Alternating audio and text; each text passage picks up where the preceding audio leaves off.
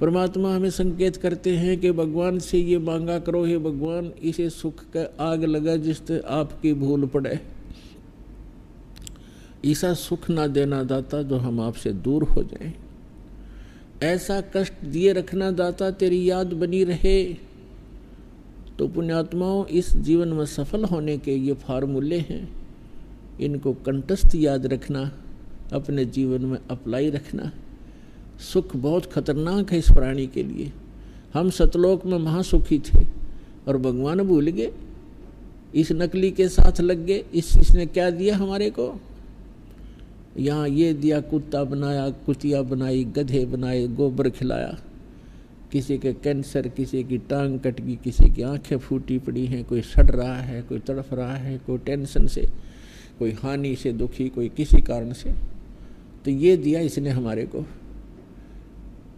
और हम अपने समर्थ को छोड़ दिया क्योंकि सुखी थी हम। तो ऐसा सुख इस पृथ्वी पर वैसे तो है नहीं, लेकिन हम झूठे सुख को ही सुख मान बैठते हैं, जिस कारण से हम परमात्मा से दूर हो जाते हैं और फिर वो इतना महंगा पड़ता हमारे लिए, फिर हमें कभी भी बात सेट नहीं हो पाती, बहुत समय लग जाता है।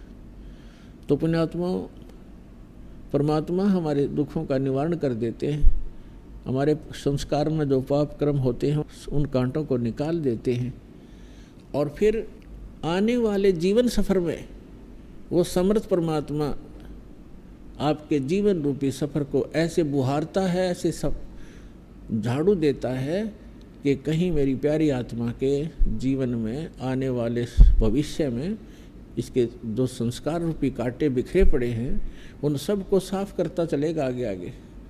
कहीं मेरे बच्चे को, मेरी प्यारी आत्मा को कांटा ना चुभ जा। लेकिन किसके लिए?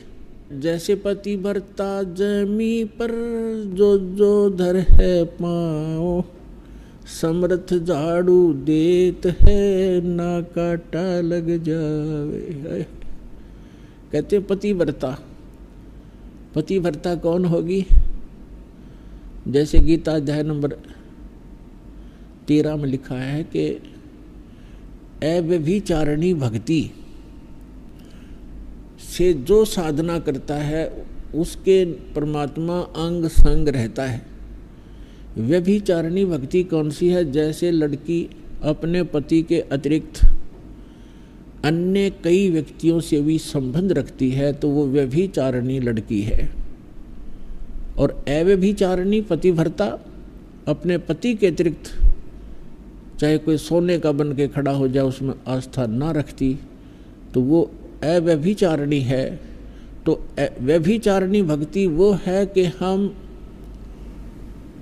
इष्ट रूप में, जैसे हमारे पहले कितने देवता हमारे इष्ट थे, हनुमान जी इष्ट, बाबा श्याम जी इष्ट, श्री कृष्ण जी इष्ट, विष्णु जी इष्ट, रामचंद्र जी इष्ट, श्री विष्णु जी इष्ट, श्री शंकर भगवान इष्ट और माता इष्ट, यानी ये सारे हमारे खसम थे, हमारे इष्ट थे, हमारे मालिक मान लिए थे हमने।